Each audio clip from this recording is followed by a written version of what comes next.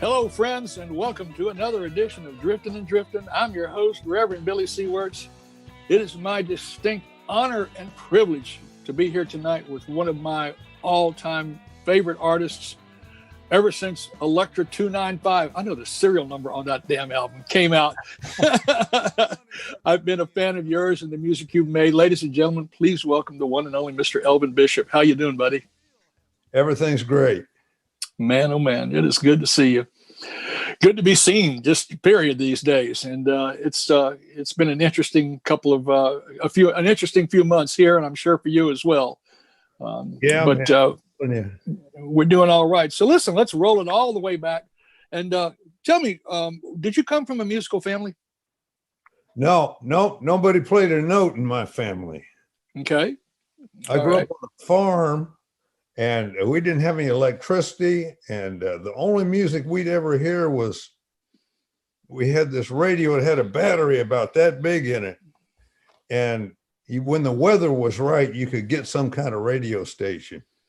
But we didn't have no electricity, running water, none of that kind of stuff. And I never got to hear any music except, birds and stuff. And maybe a little country music now and then. But I didn't have any music. No music ever really knocked me out until I heard Lucked Up on WLAC one night. Yeah. I know that sensation very well. WLAC, for those of you all that weren't around, was a station that was out of Nashville, Tennessee. It was a 50,000 watt station, and you had John R. Hossman Allen and Gene Nobles, these old white guys that sounded black, that played this fantastic blues and soul music and soul baby chicks and hair pomade, and just changed the culture for us. Can you remember the first blues record that you heard that really just opened your eyes up and your ears up? And yes, wow. Yes. I used to hear Herman Grizzard was a guy that was on there too. And one night, I had this big old radio, and it was kind of a hobby of mine, right. In the 50s. In the 40s and 50s, that radios were more like furniture than they were electronics. You know what I mean? Sure. And it was a big old thing. And I was supposed to be sleeping. It was about midnight, and those tubes were glowing, Yeah. And Jimmy Reed came through with Honest I Do with that squealing high harp. And that was it. I was gone for life. We have very familiar experiences. Mine was Slim Harpo. So yeah. Okay. So how old were you when you had the WLAC christening? Maybe 14. Okay. How long between that and when you first picked up a guitar? It wasn't too long. I couldn't find anybody in the neighborhood that knew how to play it, and it was highly discouraged for the races to mingle at all in Tulsa, Oklahoma. I would sneak over to the black part of town, and once in a while they'd let me in the club for a little while, but usually they wouldn't, because I was 15, 16 years old. And I finally, what drove me to it was girls. I'd go to the school dances. I noticed that the girls were all around the guitar players, I said, damn, I got to get me one of those guitars. We didn't have no money, just a real poor family, and the only place I could go to get a guitar was a pawn shop, and I get the cheapest thing I could find, be a K or a Harmony, and the strings about that far off the fingerboard, and I try to play it, damn, these guitars are hard. And I'd give up, and then I'd go to the next dance, and there was those girls again. And I'd get another guitar.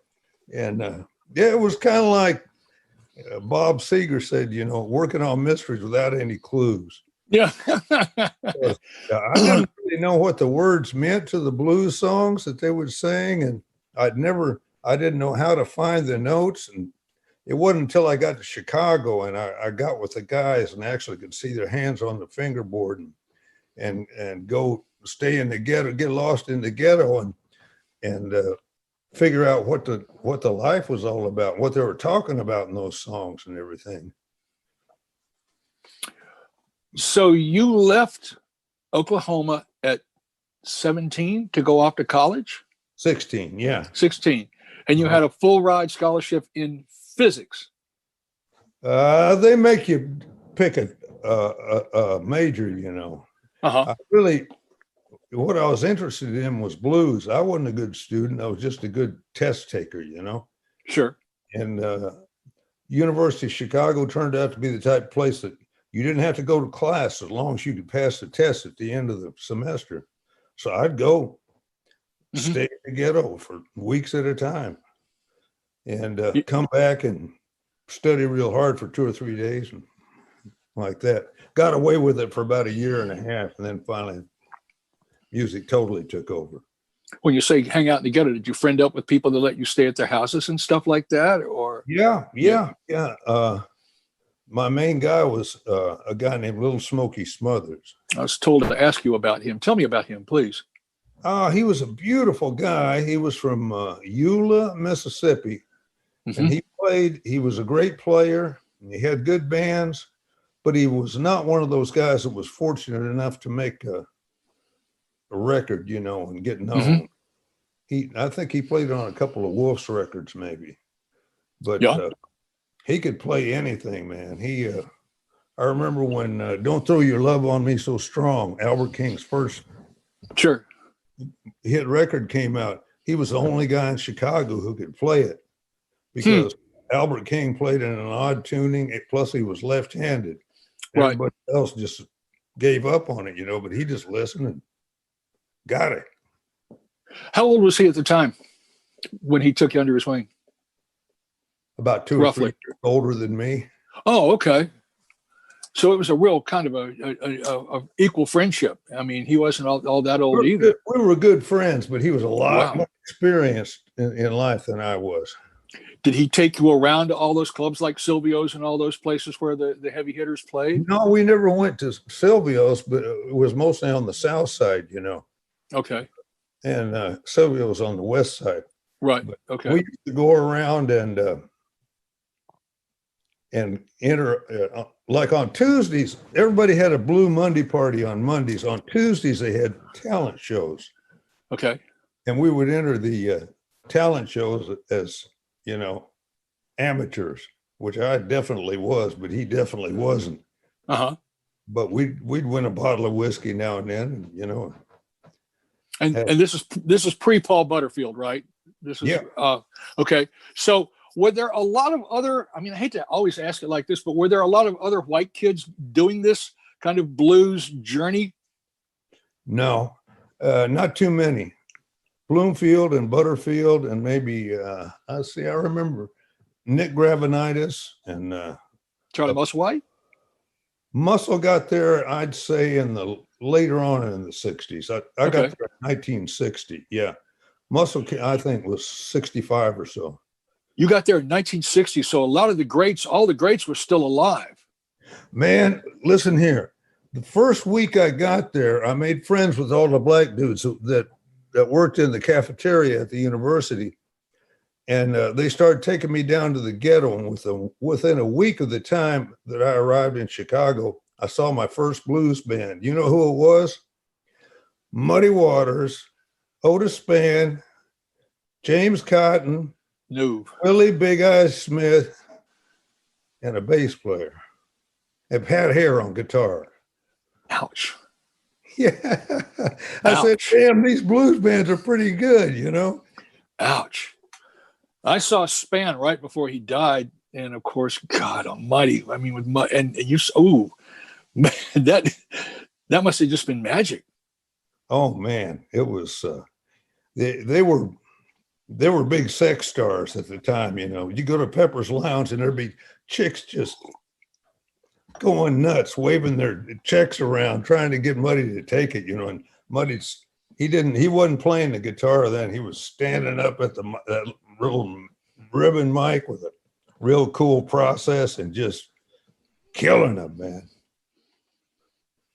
Man, did you ever see Little Walter? Yeah, I played with him a couple of times, but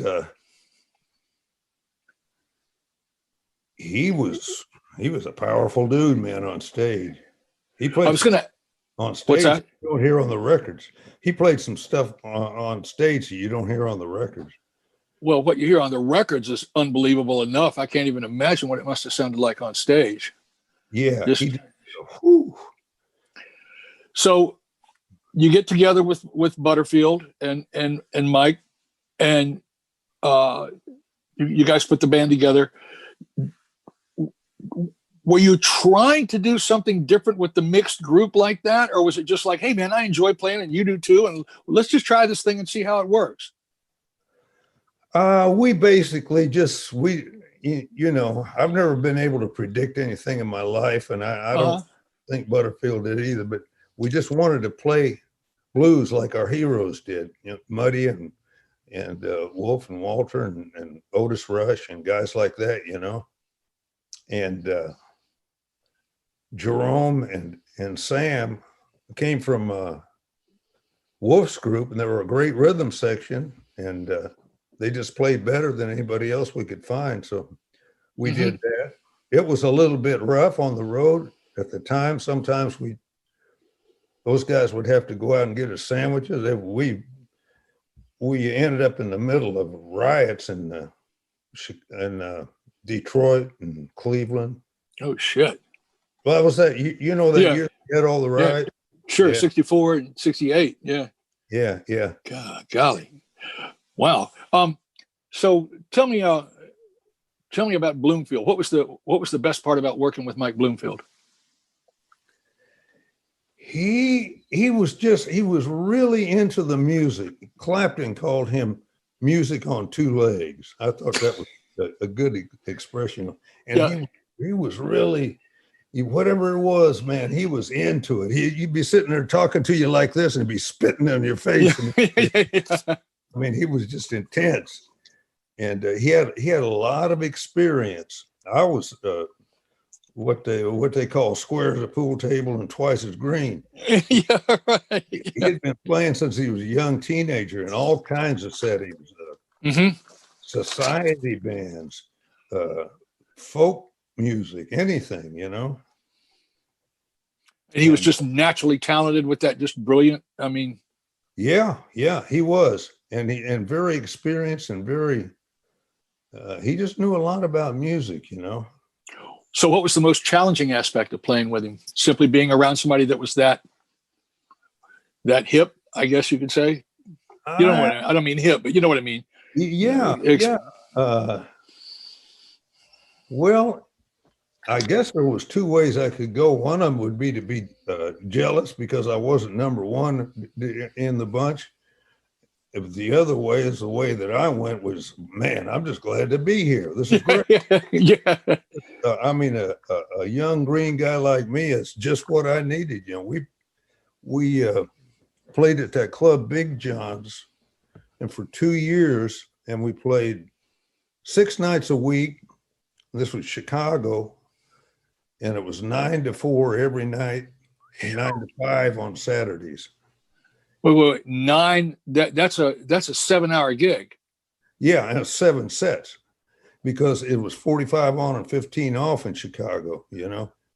So if you don't get good in that time, you ain't never going to get good, you know. Man, I think it'd be a challenge just to keep everybody either awake or sober for that long. You know? Well, it was a great thing in Chicago going on then, because everybody had a lot of time to fill.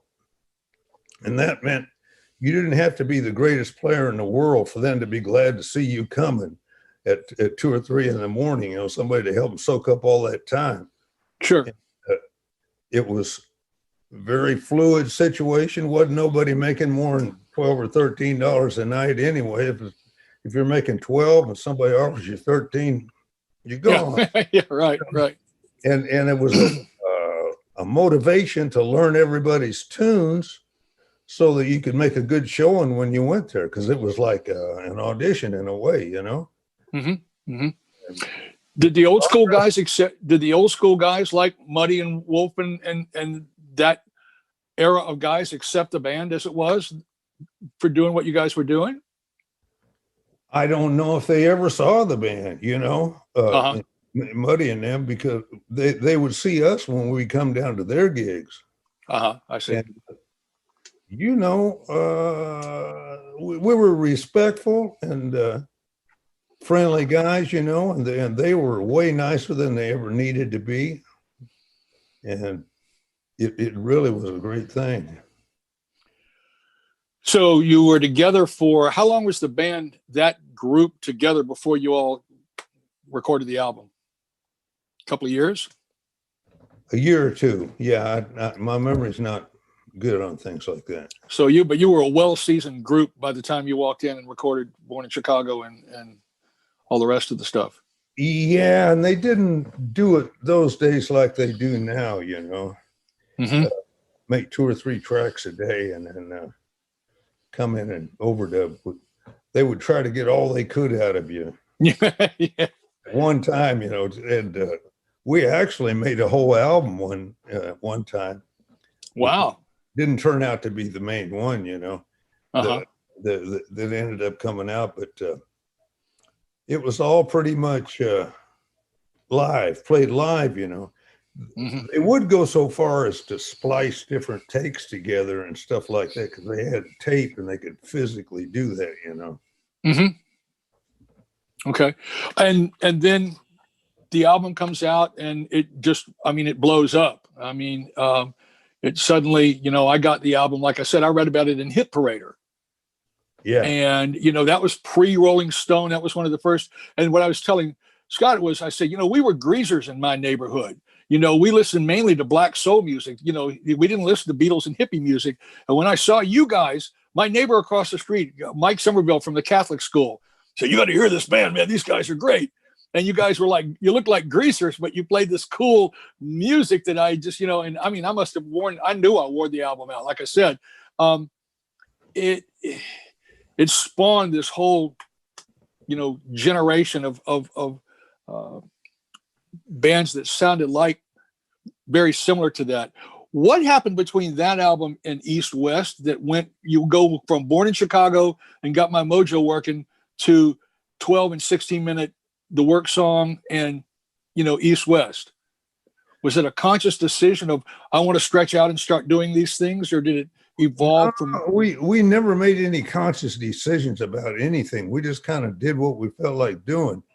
And that's what happened then. It was, we would listen to, there was a change in the substance landscape, you know, shall I put it that way, in between those two albums. We can talk about it. Okay. And we would listen to like Ravi Shankar and Ornette Coleman and Coltrane and like that, you know. And it was also, it was a time we were kind of a little bit interested in jazz around the edges anyway, because at that time in Chicago, all the blues bands, to keep the guys and the so-called sidemen happy, you know, the leaders would let them do 2 or 3 instrumentals before they'd come up on it. And it was always, you know, these bluesy jazz guys that were happening to them, like Jimmy Smith, Cannonball, Horace Silver, like that, you know. McGriff, that kind of stuff. Yeah. McGriff, Stanley Turrentine, and Mac Duff. Right. Yeah. And so that's where Work Song came from. Okay. And the other one was just Bloomers knew how to do what we called Mike Bloomfield Bloomers, and we called Butterfield Butter. But he was responsible for East West because he was interested in the Indian scales and all that stuff, you know. I see. He used to blow those poor hippies' minds when we got to California, you know, and we'd be at the Fillmore, and he used to do a fire eating act. He had this thing, you know, that it looks like that thing they beat the kettle drums with, and they're mallets. Yeah. With a fuzzy thing on the end. He would spray lighter fluid on that and light it on fire and stand back, and there was all that exotic beat was going on behind us about halfway through, you know, East West. And he put that thing in there. I said, man, ain't you scared you're going to burn yourself? You know, said, No, as long as you don't breathe in, you're all right. And the hippies, of course, would go insane, right? They lost their minds. Yeah. So, how were you? Tell me about the real quick. Tell me a Butterfield band story. I mean, were you guys well received when you first played the Fillmore and those places out west? I mean, with that real hard Chicago thing going? Pretty instant. Yeah. Pretty instant. There were some places that they didn't know what the hell to make of us or where to put us, or they didn't know where to book us. So we played some ghetto jazz clubs, where the people were kind of sit back like that, didn't get too much respect there. And right. But it's like you say, they had us in the hit parade. They didn't know if we were rock or what the hell to call us, So in terms of the chronology, did East-West, you think East-West and that kind of thing, you think that influenced people like Grateful Dead and some of those West Coast bands into stretching out and doing these longer things? I mean, weren't you guys one of the first ones to start doing those extended jams and recording them? We didn't know anything about the West Coast bands. Uh-huh. But like I said, we didn't intentionally do any of that stuff. It just happened. It's still amazing, to hear what was done then and how timely, how timeless the music is, how great it's still, it's still get requests for it on the radio show all the time. So you left the band and you went solo. How was that going solo? Was it tough at first to kind of get established, or was it sort of an idea that's time had come? Well, when you're a so-called sideman, you get to play maybe 2 or 3 songs a night that are really, really close to your heart, that you would pick. Right. And then the thought starts creeping in at the edges. What if I got to play all songs that I want to play, Sure. And it builds and builds and it builds. And then at a certain point, you got to do it. Okay. And when was that you actually went out and said, okay, I'm going to do this? Maybe 69 or 70, 68 or 60. I don't know, around in there. Okay. And did it go pretty smooth right from the get-go? I mean, you went with, was Fillmore the first label you went with out of there? Yeah, I've been at the right place at the right time an awful lot. And I just happened to be, the first time we went to the West Coast was like the Summer of Love, and it was busted loose. And Bill Graham liked me, so that kind of smoothed it, and there are a lot of places to play in California, and it was happened pretty easy. Yeah. So you started touring, working. Somebody, I put a thing on Facebook when I'm doing these interviews saying I'm going to be interviewing a particular artist. If you had a question you'd like to ask him, and people blew up. Oh my God, Elvin Bishop! You're still a real popular guy, and a lot of people love you and respect you. And one of my good friends who used to play with Southside Johnny, Tony Pellegrossi, said he wanted to know about the experience of the Let It Flow album. He said you had so many wonderful people playing on that thing, and he said that was the thing with Capricorn. Yeah. I'm trying to think back who all was there. That was done in Macon, Georgia. Yeah. And produced by a guy named Johnny Sandlin. And it holds up pretty good. I was surprised, but I don't remember who all played on that. I think did Charlie Daniels play on that? I think he might have been one of the people involved with it. Yeah. Yeah. But at that time I was hanging out with them, and mostly with the guys in Marshall Tucker. I was real good friends with Toy Caldwell. Sure. Yeah. And good friends with Dickie. I think Dickie might have played on it. Dickie Beck. Yeah. And you did a lot of work with the early Allman Brothers, right? Yeah. Tell me about those guys. They were an incredible band. Yeah, they were really great. That was another example of being in the right place at the right time. We happened to play a series of gigs with the Allman Brothers. This is before they hit big, And sometimes you meet somebody and you just hit it right off, And that was more of a jamming time than it is now. And we'd always get together and jam, and basically what happened was they played a gig in San Francisco one time, and Dickie grabbed Phil Walden, who was the president of Capricorn, Right. and made him go in a room with me and listen to some of my songs. Mm-hmm. And we got our contract with them, so that worked out pretty good. Wow. Yeah. So you were there kind of for that whole Southern. Did you ever cross the paths with Leonard Skinner at all? Yeah, we quite a bit. They were a really good band. They kind of got locked into a particular sort of groove or identity, which I think was a little unfortunate because I talked to Al Cooper, and he said he remembered the first time he heard them, and he heard I guess it was I don't know if it was Freebird or one of those. He said, but they were already had an anthem in the making. He said, they were a well-defined group. Right. And so tell me about Fooled Around and Fell in Love. Who was it? First of all, can you tell me who it was about? Was there one particular person? Not so much, I don't think. I think it just came out. I think I wrote it floating around in a swimming pool one afternoon. Okay. It just came to me, and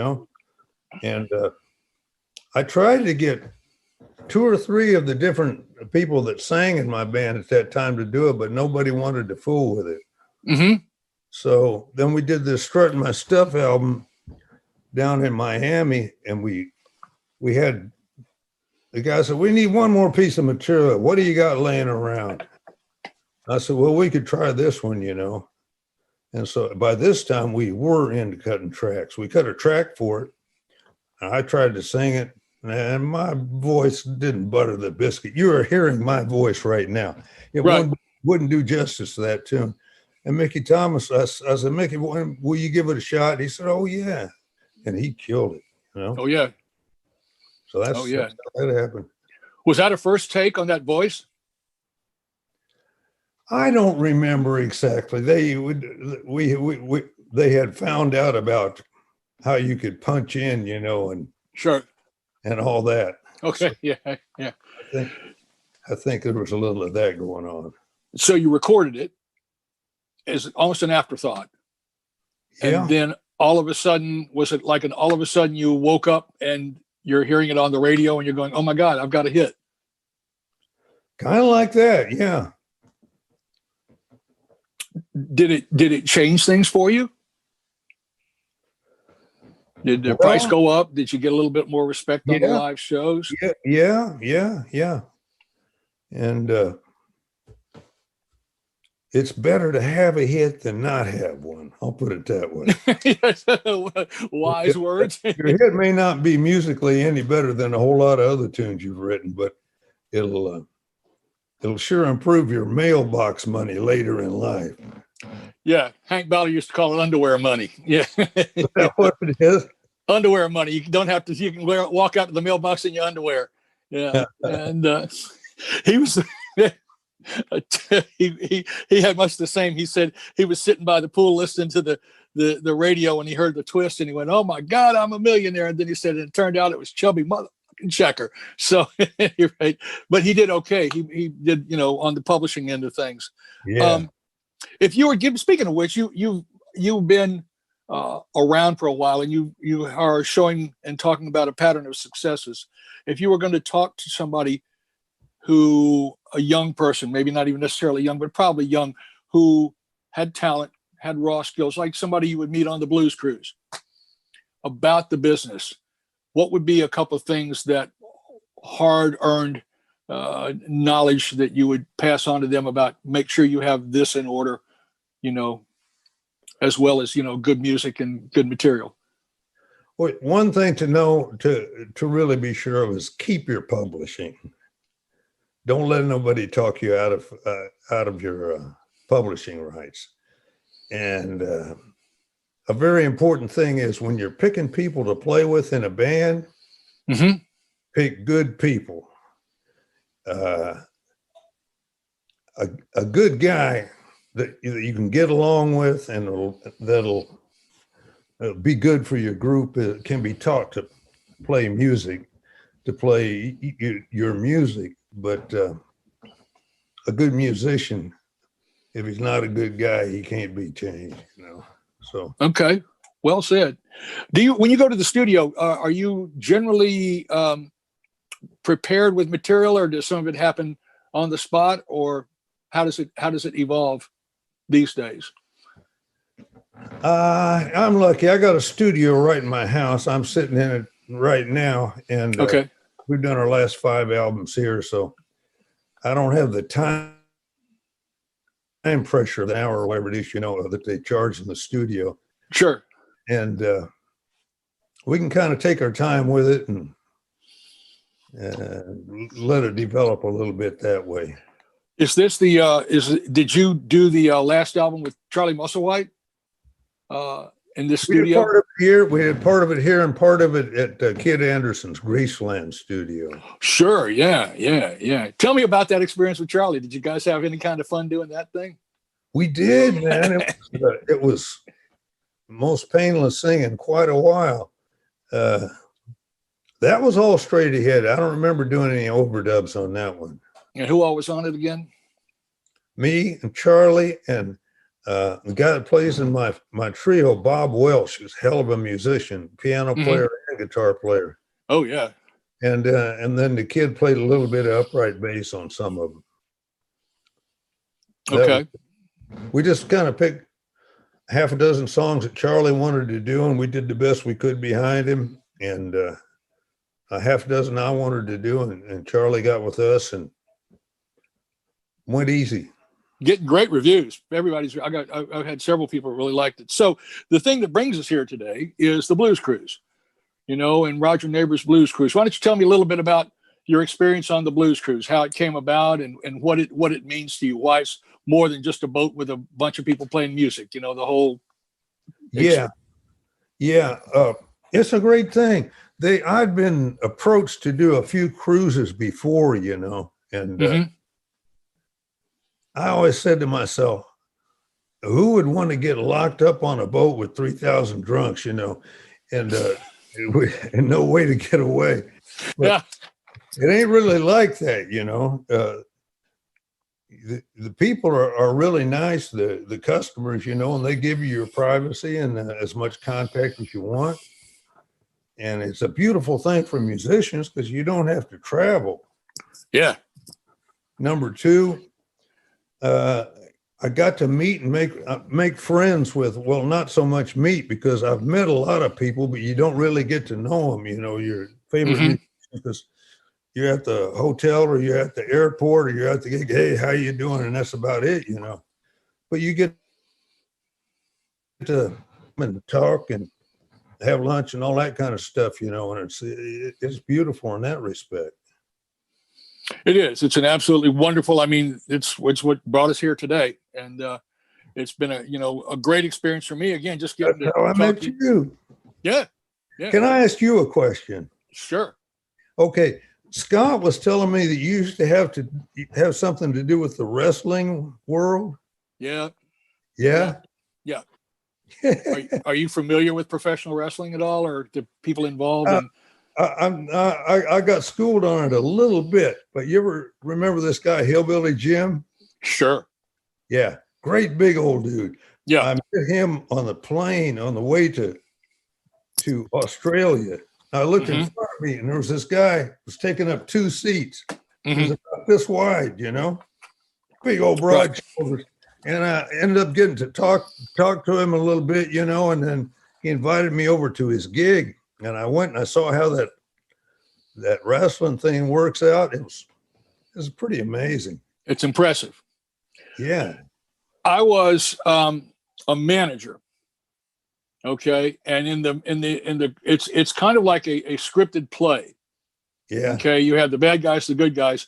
And the basic deal is the good guys, the way you sell tickets, it's all about just like music, selling, putting butts in seats, is the manager like me will go, well, you know, when you take a hefty bag with a pulse, when you take somebody that's probable that they don't even have a complex nervous system, and you put them in the ring and call them a wrestler, and you put them in there with champions like this, there's going to be violence. There's going to be bloodshed. There's going to be a whole lot of problems. And don't bring the kids out there because it's not going to be a pretty sight. But I will be there, and you better be, you know. And then back at the time, I had red hair, and they'd all chant, "Red-headed geek, red-headed geek," and they'd throw things at me. And oh yeah. We were back in the dressing room, and even though it is scripted, there's a certain amount of danger and a certain amount of bloodshed in it because that's some violent stuff. Yeah, it blew my mind because I always wondered why it sounded so dynamic, and if they got that microphone right under the canvas. Well, they do that, and it sounds 10 times as loud. And they came back in between. And the managers were all, in those days, were all these old ex-wrestlers, you know? Right. About a foot shorter than this generation of them, you know? Sure. And all scars on their face. And yeah, from razor blades. The referee comes back and said, "Man, you guys got to take it easy." He had blood running down his face and everything. Well, here's the thing. Yes, it is, but it's like, okay, there are several different ways to play a ninth chord, right? There are easier ways to, you know, if you're trying to, okay, on the guitar. The same thing when you're doing wrestling moves. You learn, and they teach you in schools, you can hit a guy here, hit him here, you can hit him on the shoulders. You never hit a guy in the kidneys. You never hit him here. You never hit him down there. You do that, they're going to take you in the dressing room and go, when did this become real? This is supposed to be a work, meaning it's, you know, simulated. Shoot means it's full on and you're hurting the guy. You don't ever do that. This is, again, their level of what's okay touching and your level of okay touching. Roger's going to be killing me for going on, but at any rate, yeah, it's really interesting, and it's much the same. I mean, as it was a blue collar. The one thing I'll give it, and then we'll go from here. The very first event that was a public event that was integrated was not a church service and was not music. It was professional wrestling. The first integrated event in Memphis, Tennessee was wrestling. It was Sputnik Monroe who said those people, they paid their money just as good as anybody else. We're all one here. And they threatened with suing him and everything. And it changed the whole demographic right there. And, you know, as a result of professional wrestling. But yeah, again, right place, right time. You know, it was based on a song that I did. So listen, this has been an absolutely wonderful time, and thank you for being so patient. I got a couple of real quick. Somebody wants to know what are honey sliders? I never heard that term. Wasn't there something in the way of honey, some kind of thing involved for Neil Young? I don't know anything about that. Okay, and somebody must have been asking me for something weird. Okay, what do you do in the way when you're not doing music? What do you do in the way of diversions? Do you garden? Do you farm? I'm a gardener, heavy gardener, maniac gardener. I start hundreds of plants from seed every year, and I can up hundreds of jars of vegetables and fruit, and it keeps me out of a lot of trouble. Do you live on a farm now? Do you have a? No, it ain't a farm. I just got like a half an acre, and it's all garden. Okay. What's a record that's had a big influence on you? Muddy Waters, the first record, or Boogie Children, or some of BB's early ones, you know. Mm-hmm. Guys that I ended up getting a chance to play with, and it was really a beautiful thing to go from, you know, in the old days, they used to have the LPs, and you'd look at the picture on the front, you know, while the music was playing, and it just burned into your brain. And there might be a few words on the back about something. That'd be all you knew about the guy, you know. Right. I'd wait till I sent off to the, you know, those, they used to sell those record deals, Randy Records and Tennessee, you know, and they'd send these little catalogs to you, you know. I say, Muddy Waters' real name is McKinley Morganfield. Yeah, those were great. I think I might even have a couple of those catalogs. So tell me, I was talking to you on the phone the other night. Tell me about an experience, one of those in the moments on stage when you suddenly, you know, you came from a very modest background and you've done and seen and been some amazing places. Tell me one of those moments when you were standing there, maybe on stage or something, and you looked around and you thought, oh my God, look at me. You know? Yeah, well, that happened to me with 2 or 3 guys, BB, Muddy Waters, John Lee Hooker, because these were guys that had the place of heroes and mythical, beings in my mind. And then it actually turned out, you threatened to ask that question when we were talking last night. So I brought this picture, I don't know. Can you see that? Bring it up this way a little bit. Wow. Look at that. So that I'll show you somebody else that we were talking about. Is this right angle?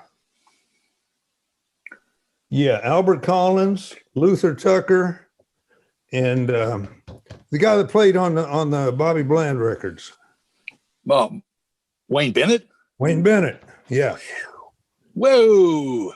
That was a great jam session. Whoa, I bet. So listen, and the last question I wanted to ask you was, at the end of all of it, when you're sitting out on the porch watching the crops grow and looking back on this wonderful career, what are you going to look at and be maybe proudest of, or feel was maybe one of your best accomplishments? Just getting to the place where I could make a living playing music and just being able to do something I really love and support a family with it. That's got to be proud of that. Got to be. So tell us what's coming up for you. Keep on keeping on. I never know what's going to happen. I never have known, and I don't know now. Okay. Your turn. Any final words? Anything you'd like to say? The floor is yours.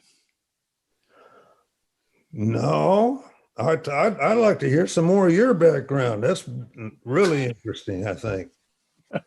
Well, I'd be glad. Gospel, huh? You like gospel? Oh, like is not the word for it. Yeah, no, Yeah.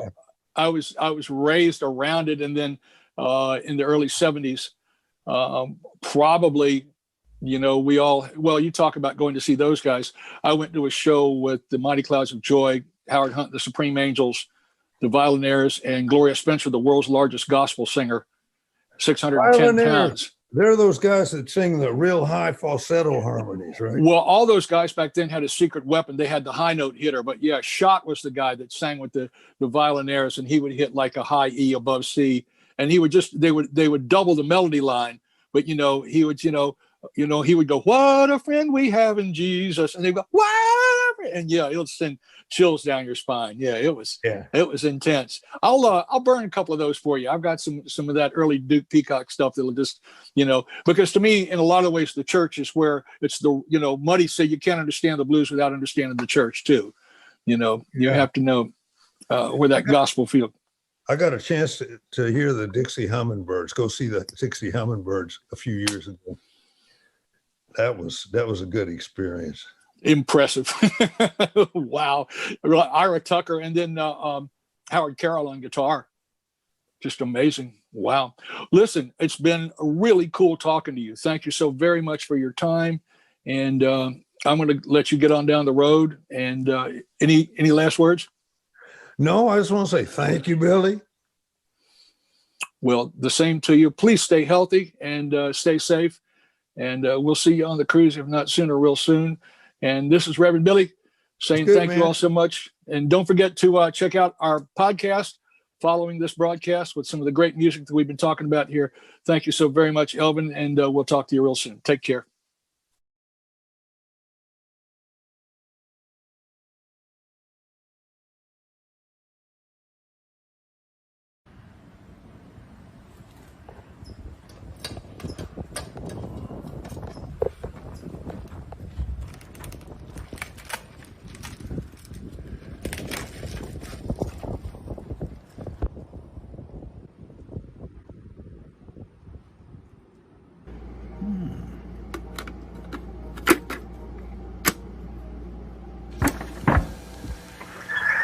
Hey, Bob, it's Elvin. I got kind of a little idea for a groove, for a tune. I'd like to get you going on it, see what you can do with it. You know my old low-tech ass. The only way I can think of to do it is put it on the cassette. So check it out. Here it is. 2, 3, 4.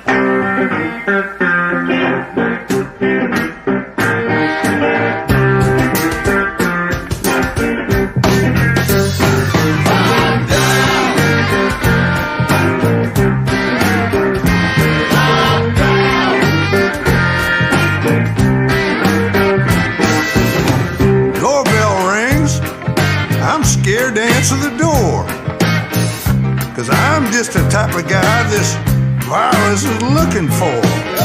Kind of beat up and broke down and older than hell. Oh, hell no, I ain't gonna answer that bell.